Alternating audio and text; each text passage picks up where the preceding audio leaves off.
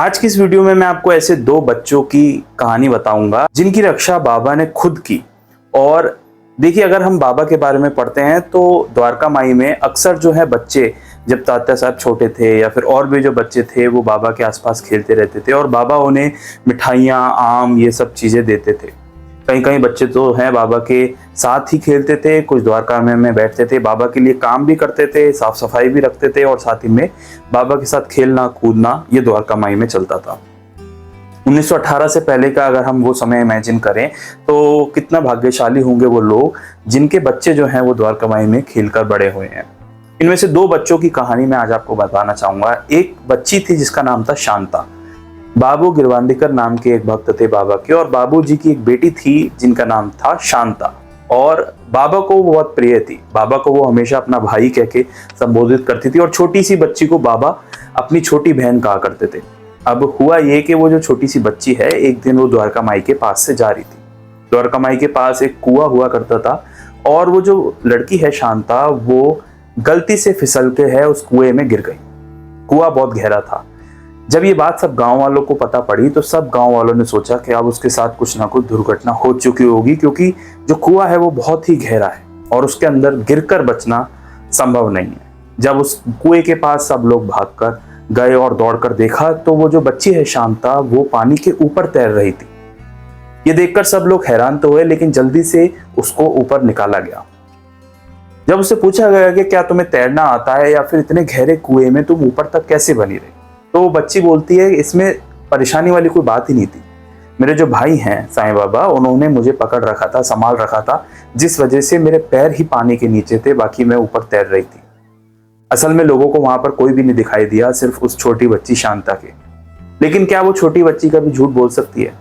हम हमेशा ये मानते हैं कि जो बच्चे होते हैं उनमें भगवान का ही स्वरूप होता है, और जिस तरीके से उसने कहा कि मेरे भाई साईं बाबा ने मेरी रक्षा की, ठीक ये संबोधन बताता है कि इतने गहरे कुएं में जिस बच्ची को तैरना भी नहीं आता था, वो बच्ची पानी के ऊपर किस तरीके से बनी रही।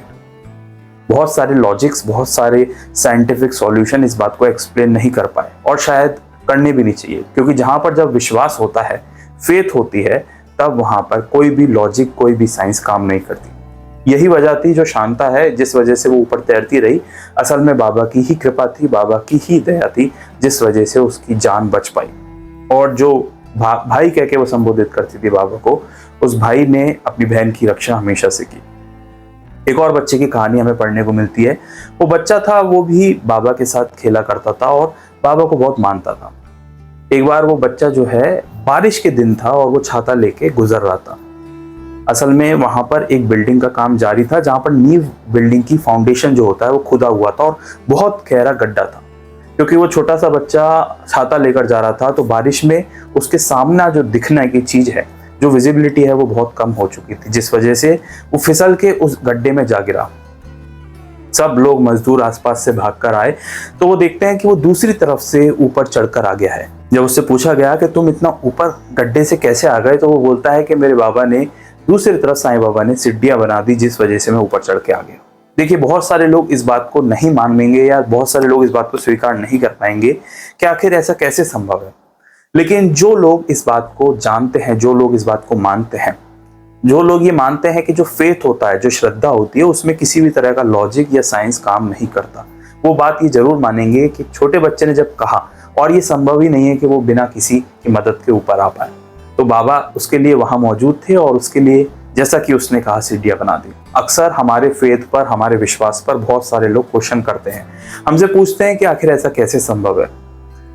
उन लोगों को समझाने की जरूरत नहीं है, क्योंकि कारण ये मैं बताऊं कि जो फेथ होता है, जो श्रद्धा होती है, उसका पहला ही नियम ये होता है कि आप किसी को पूरी तरह से सरेंडर कर दो, बिना किसी लॉजिक या साइंस ढूंढे।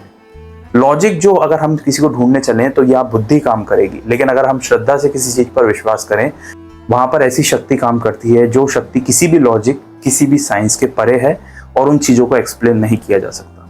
तो ये कहानी उन दो छोटे बच्चों की, जिस बच्चों की रक्षा बाबा ने की, और ऐसी कई सारे बच्चे जो हैं वो द्वारका माई में खेला करते थे, और अक्सर जो है बाबा जो है इन बच्चों को खूब सारे तोहफे, गिफ्ट दिया करते थे, और हमेशा से बाबा ने रक्षा की है, चाहे इनके परिवार हो गए या वो छोटे बच्चे हो गए। अगर आप इसी तरह बाबा से जुड़ी हुई असली कहानियां जानना चाहते हैं, 1918 से पहले उस दौर में जाना चाहते हैं जब शिरडी में बाबा विराजमान थे। मुझसे जानना चाहते हैं तो आप इस चैनल को सब्सक्राइब भी कर सकते हैं। मिलेंगे एक नेक्स्ट वीडियो में एक रियल हिस्ट्री के साथ, नई कहानी के साथ। ओम साई राम।